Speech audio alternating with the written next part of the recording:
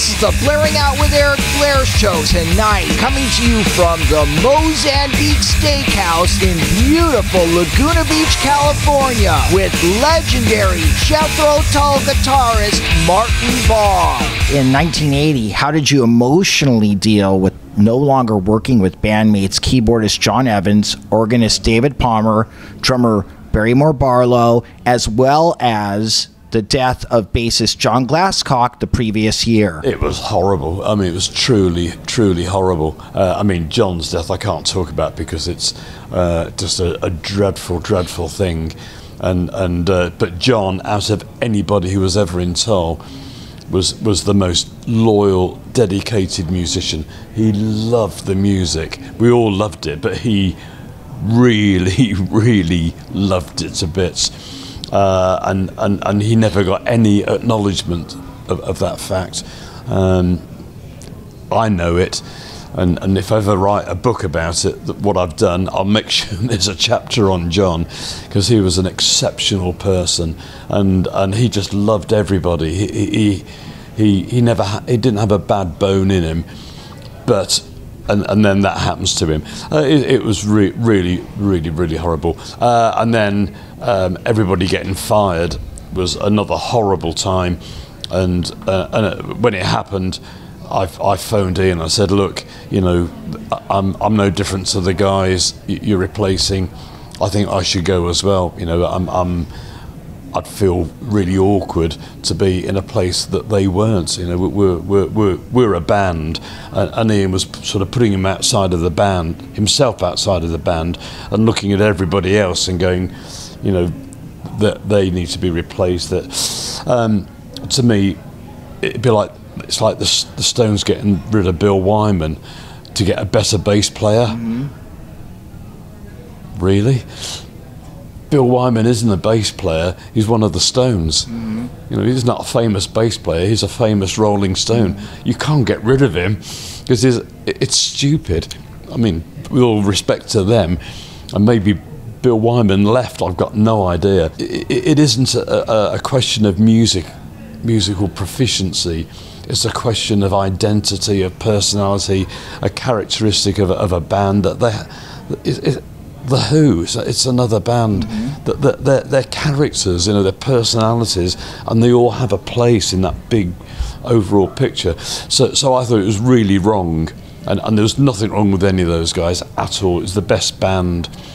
We were one of the best bands in the world, and every one of those guys deserved a place in that band. So I said I should go as well, and 2 hours later, Ian persuaded me to stay.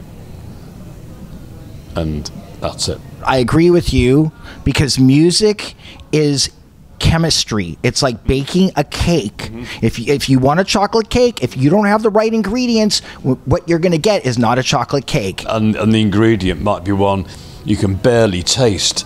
You know, you might say that, oh, there's a little bit of a herb in there. Really? Oh, yeah. Tiny. It doesn't matter. It's really vital. That everything's vital. Everybody has a part to play. That nobody can be. A band with 5 virtuosos is probably the worst nightmare on the planet. But you know, a band with different abilities that bring different things to the table works. Ritchie Blackmore was a huge John Glasscock fan, because he had said in a magazine that he thought he was one of the best bass players in the world. Yeah, back in the day. He was a huge fan of the music of Tull, Ritchie. Yeah. Oh, well, I'm pleased to hear it. How did working with Paul McCartney on the song Atlantic Ocean, apparently he recorded it at Hog Hill Studio in Rye in 1987, but it wasn't released until 1997 on Young Boy Number 2. Right. You've got a lot of information. Yeah, very good. It was an amazing week. We're in the middle of doing a Tull album, and you probably might know more than I do which one it was. It doesn't matter, but it came at a great time, because I think it was a wake-up call for Ian, because I got the phone call. I did an audition that nobody knew what it was for. Oh yeah, a bunch of guys in a big studio. Can you do that? We had to do a Buddy Holly song. Any Buddy Holly, said, go in there and record a Buddy Holly song. We're going, all right, you know, what's going on? Doesn't matter, that's what I want you to do. And we arranged some song, we recorded it, got back in the room, they played it back, and the producer said, yeah, I like that, it's really good. Now I'll tell you why you're really here. Paul McCartney, and everyone's like, wow. It was an amazing week. He's an incredible guy, an incredible singer, musician. It's a once-in-a-lifetime experience, and I will never forget it. But it was a nice thing, because Ian could maybe take people for granted, as some people do. So when I went to Ian, I said, I'm going to need to be out the record for a week. And he's like, really? Why? Oh, I'm recording with Paul McCartney. Okay. That's great. And it's a wonderful thing for me. It's a major thing in my life. And it didn't matter, you know. It was recording songs for Flower in the Dirt, and he ended up using a different producer with a different bunch of musicians. That's the way the cookie crumbles. But then later down the line, as you say, some of the things we did came out, and I heard about them a long time after they came out. So I wasn't aware of it. And some said, "Oh, you're on McCartney's album released in Japan." I go, really? I'm very proud. What was his process? I was very hands-on, and he gave everybody a set of lyrics, which never happened in Tull, because, you know, we never knew the lyrics until we came back to hear the mix or get involved in the mix. That's the last thing to go on. But with him, he found it important that you saw the lyrics, what the song was about, the essence of it. And you know, not demanding at all. Just sort of, you know, gave you a lot of leeway, freedom. It was pretty normal. It was a very pleasant way of working. Beautiful studio, and he made it really comfortable to be working with him. How many days would you say you worked and recorded with Paul McCartney? It was a week in the studio. A week of your life with Paul McCartney. Yep. Who would have ever thought? I bet your parents were impressed. I've got to think whether no, they were still alive then. I've got to think. Yeah, I mean, well, my parents were so supportive of what I did. My granddad was a professional violinist. My dad wanted to be a clarinetist, and the family couldn't afford to send him to a music school, so he had to go and work in a factory at a very young age. And he was very artistic in nature. He could never do it all his life. He was an engineer, tool maker, worked in a machine shop, and then when I quit college to be an architect and said to my dad, I want to be a musician, he never said a word. And it's because that's what he wanted to do, and I never realised that, but because after a few years it made sense, and so I was really pleased for them, because that they gave me a lot of moral. They couldn't give me any financial support, but they gave me moral support. How did you find the strength to get back on your feet after the dissolution of Jethro Tull in 2011 or 2012?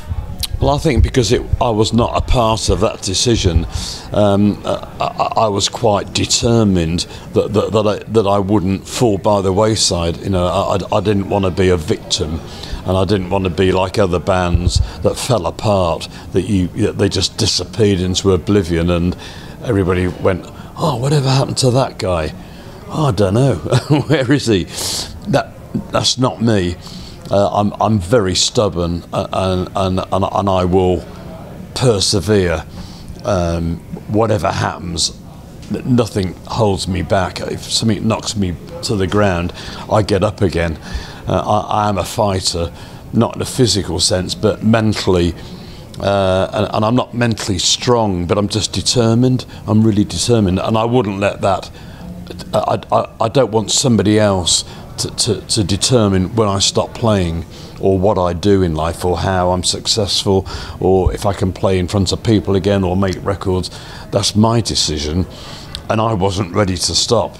And in many ways it was a springboard, because suddenly I had nothing at all. I had no infrastructure, no agency, record label, admin, nothing to help me. I had to get on my feet and start running again. The first thing I did was did a CD called Away with Words, which is mainly just myself and the engineer that I worked with, James Bragg, in my studio, a small room. So it was very practical to do, and I had all the inspiration, something I'd wanted to do for a while. I had the Tull music that I wanted to instrumentalise, and I just wrote pieces of music that went hand in hand with these pieces. So every Tull song had a piece of mine that sort of mirrored or became a part of it. It was a great project for me, particularly at that time, because it was very, very intricate. It was very complex, and I got immersed in it. And during it, I had the time to breathe and think ahead. But I wanted to be back on the road. Nothing's going to stop me playing live music. It was a bad decision, because every week in the last 8 or 9 years, or so, I don't even know how many years it's been, people come and say, "Why are you guys not playing together again? You really need to get together. It's not the same anymore." I said, "No, it isn't." It was, what a Jethro Tull is such a great brand. It has such importance in the history of music, and to dissolve that brand, crumble it into dust, is the worst thing to do in the world, in my opinion. And the people out there that come and see me play, they're huge Tull fans, and Tull is gone forever for no reason. I feel like you've breathed new life into this music, and that your music is amazing. It's almost something that's been trapped. It opened the door for me to play a lot more guitar, because I didn't realise how little I was playing in the Tull music of the latter years. It was more instrumental, more flute, which I'm fine with. I'm a team player, and I do other projects where I just sort of sit at the back and play my mandolin, and I'm really happy. I don't want to be the rock star at the front of the stage, but as soon as I started playing more guitar, I thought, wow, I'm rediscovering what fun it is to play. And I was improving as a player. I was sort of dusting off the old cobwebs. So it opened up a huge area for me to go, and there was nothing else there, because the early Tull material, Ian, unfortunately, is less able to sing. So we could do all of that material. I've got a great singer, Dan Crisp, can sing any Tull song in the key it was written in the catalogue. So what a great pool of material I can draw from.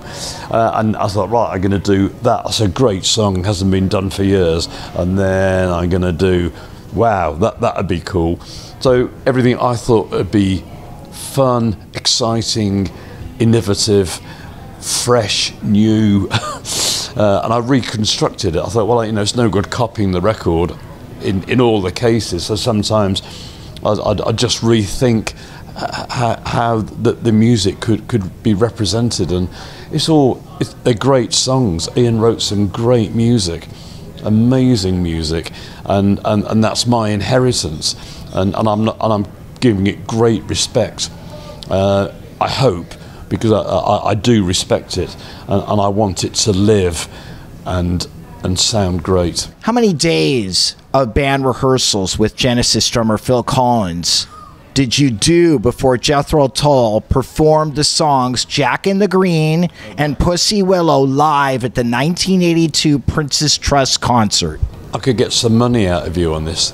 I could let you guess and you pay me a lot of money if you're wrong, because you won't get it right. I will. Will you? Go on then. Okay. Guess. One day. No, you're wrong. Really? Yeah. No days. 0. 0 days, 0 minutes. He didn't want to rehearse, he just played it. And he played it great.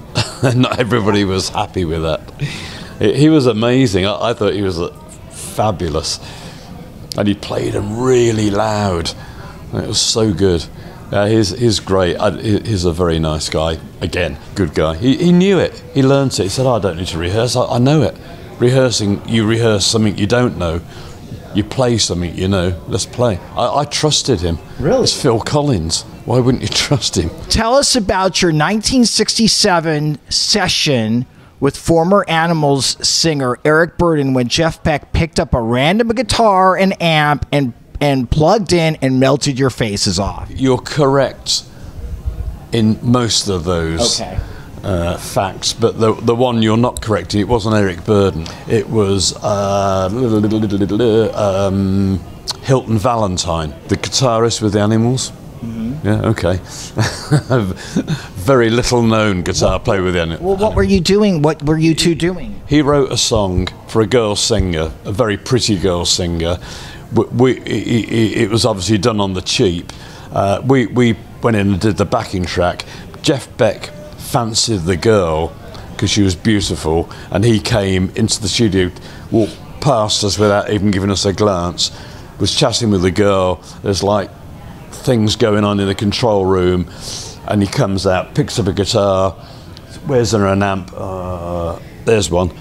We go out and he goes and plays, and it's unbelievable. And your point, it's about the player, not the gear. Yeah, because he's Jeff Beck, and you expect him to have his guitar and his gear. In his roadie bring it in? No, any guitar, any amp. It was Jeff Beck. What is your favorite Steve Wilson Jethro Tull anniversary remix? Pass. I'll tell you the reason, because that sounds rude. Okay. Because I don't listen to them. I listen to Tull music for reference, to make arrangements to use them, but I just go to the old CDs, and I'm sure they're amazing. But it's through no reason. Steve Wilson, I've met him, get on really well. I love Porcupine Tree. We play Blackest Eyes when we fancy it, and it's a great piece of music. I've heard that his remixes are phenomenal, but I just don't happen to sit down and play Jethro Tull music at home to listen to for joy, for fun. Did you bond with keyboardist Don Airey when he toured with you on the 1987 Crest of a Knave tour? Yeah, of course I did. Yeah. I got on with everybody. We never had people in Jethro Tull that we didn't like. How do you stay in shape? I run a lot whenever I can. I snowboard, I wakeboard, I play table tennis whenever I can. I'm gluten-free, so I can't eat crap. And I love salads and vegetables and fish, and don't like meat particularly. I don't try and stay in shape, and I'm not particularly in shape, but I am who I am. Well, it's not because I don't. It's not a plan. It's just things happen. I love running because I love to be in the fresh air, and I like it where it's my private time and the phone doesn't ring, and I love to see beautiful scenery. I like to look at the sea, woodland paths. It's a joy. So it refreshes me mentally and physically, but I don't do it to be buff. What's next for you? Onwards and upwards, which is a Dave Pegg expression. But more of the same, better, bigger, make more friends, get new fans, get more fans, make more music, write more music.